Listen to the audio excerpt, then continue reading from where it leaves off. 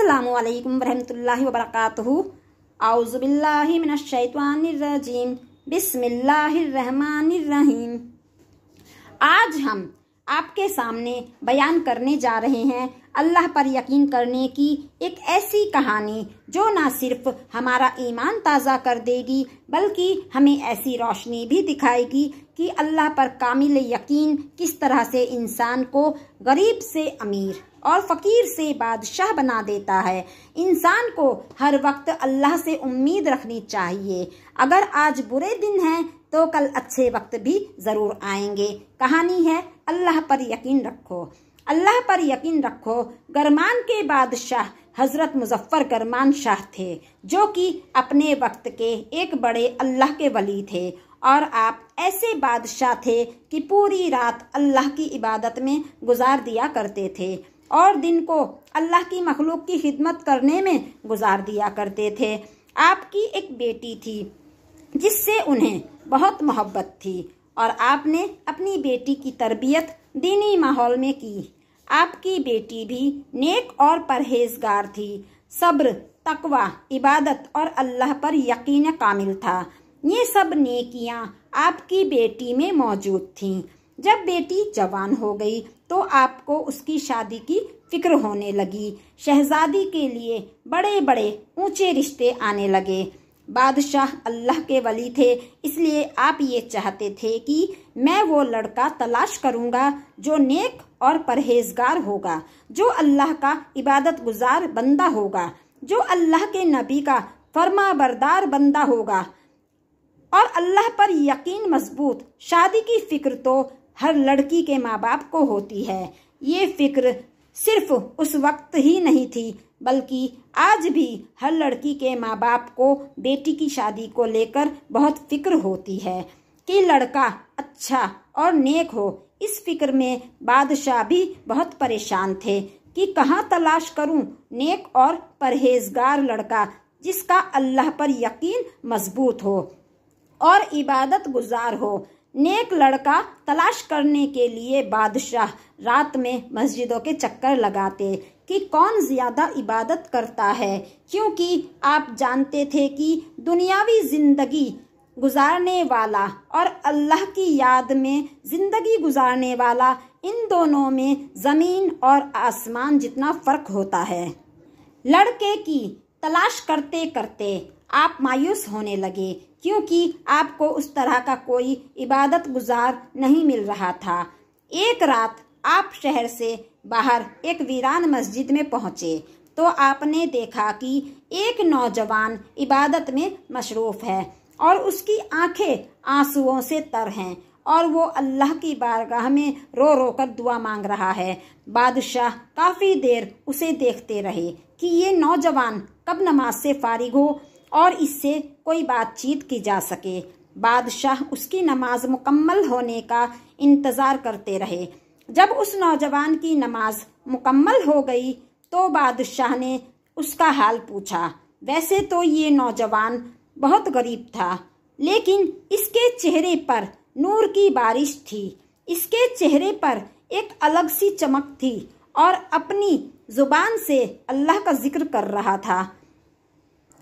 जब वो नौजवान नमाज से फारिग हो गया तो बादशाह ने उसका हाल पूछा तो उस शख्स ने अपना हाल बताया और कहा, मैं गरीब हूँ, मेरे पास रहने के लिए कोई मकान भी नहीं, एक टूटी हुई झोपड़ी है जिसका छत भी नहीं है, उसी में रहता हूँ। मेरे माली हालात भी अच्छे नहीं हैं, बस अल्लाह पर यकीन है और वो हर दिन रिज़्क अता कर देता है। फिर बादशाह ने पूछा कि तुम्हारी शादी हो गई है?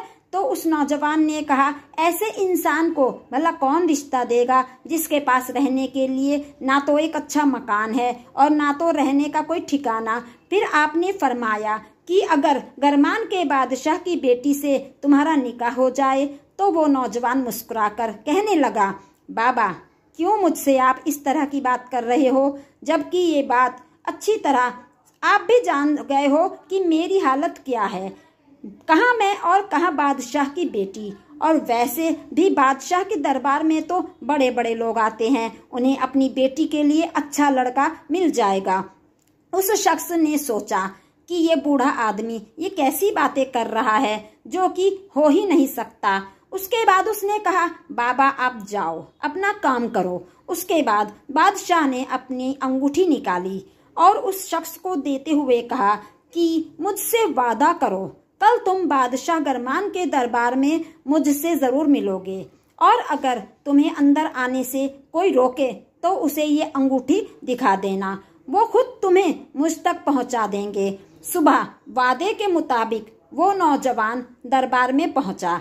दरबान ने रोका तो उसे वो अंगूठी दिखाई।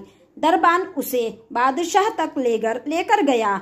वो नौजवान ये देखकर हैरान हो गया कि रात में मैंने जिससे बात की वही बादशाह सलामत हैं। उस नौजवान ने बादशाह से कहा, मैं अपनी रात वाली बात पर आपसे शर्मिंदा हूँ, अगर मैंने आपसे कुछ गलत कहा हो। बादशाह ने नौजवान की आंखों में शर्मिंदगी देखी तो कहा, परेशान मत हो, मैं तुम्हारी किसी बात से खफा नहीं हूँ, बल्कि मैं तो खुश हूँ क्योंकि अल्लाह ने मुझे तुम जैसा दामाद दे दिया है।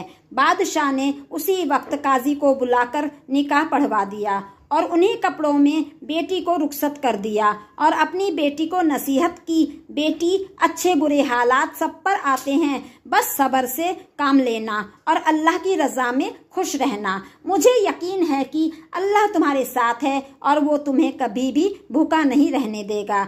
उसके बाद शहजादी आगे बढ़कर अपने शौहर को सलाम किया और मुबारकबाद दी और बोली कि अब मैं आपके घर रहूंगी, चाहे जैसे भी हालात हों, हर हाल में अल्लाह का शुक्र अदा करूंगी। वो नौजवान अपनी बीवी को लेकर अपने घर पहुंचा। उसने दरवाजा खोला और दुल्हन ने अपना एक पांव अभी अंदर दाखिल ही की थी कि उसे घड़े पर पड़ा हुआ एक रोटी का एक टुकड़ा नजर आ गया। वो अपने शौहर से पूछी, ये क्या है? तो उस शख्स ने कहा कि ये रोटी है, रोजा रखने के लिए मैंने सुबह सहरी के वक्त पकाया था। आधी रोटी सहरी में खाई थी और आधी रोटी इफ्तियार करने के लिए रख दिया हूँ। ये सुनकर शहजादी ने कहा कि तुम्हारा अल्लाह पर कामिल ईमान नहीं है, तुम्हारा ईमान कमजोर है। शहजादी ने कहा, जो अल्लाह तुम्हें सहरी खिला सकता है तो वो तुम्हारे इफ्तियारी का भी इंतजाम कर सकता है।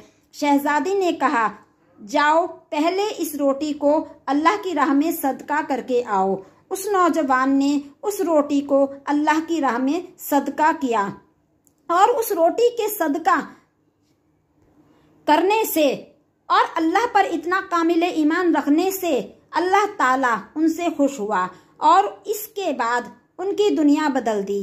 उन्हें अलग अलग जरिए से रिज़्क अता करने लगा। उन्हें रिज़्क में बरकत हुई और वो जितना अल्लाह की बारगाह में सदका करते, बदले में अल्लाह उन्हें 10 गुना बढ़ाकर अता करता, क्योंकि अल्लाह पर उनका ईमान मजबूत था।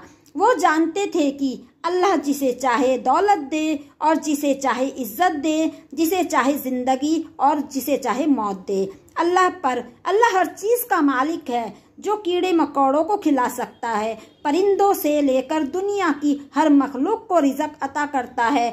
उसने हमें सारी मखलूक में सबसे अफजल बनाया है, तो हमें कैसे भूखा रहने देगा। दोस्तों, आखिर अल्लाह उनके सदका करने से और अल्लाह पर इतना मजबूत ईमान रखने की वजह से उनकी दुनिया और आखिरत दोनों बदल दी। क्या आज हम अल्लाह पर इतना मजबूत ईमान रखते हैं? आज हम अल्लाह की बारगाह में जाने के बजाय लोगों से मदद की उम्मीद रखते हैं, जबकि वो खुद किसी ना किसी का मोहताज होता है। दोस्तों, ये मुकम्मल ईमान होना चाहिए कि अल्लाह ही है जो हमें रिज़्क देता है और हम उसी से मदद मांगेंगे। बेशक अल्लाह बेहतर अता करने वाला है, वो बेहतर जानता है कि हमारे लिए क्या सही है और क्या नहीं। आपको ये स्टोरी कैसी लगी नीचे कमेंट में लिखकर हमें ज़रूर बताएं। उम्मीद करती हूँ आपको हमारी वीडियो पसंद आई होगी। पसंद आई तो प्लीज़ हमारी वीडियो को लाइक करें, शेयर करें, सब्सक्राइब करें। सब्सक्राइब के बराबर में बेल आइकन आता है, उसे प्रेस करें ताकि हमारी नेक्स्ट वीडियो की नोटिफिकेशन आपको मिलती रहे। मिलते हैं नेक्स्ट वीडियो में। अस्सलामु अलैकुम वरहमतुल्लाहि वबरकातुहू।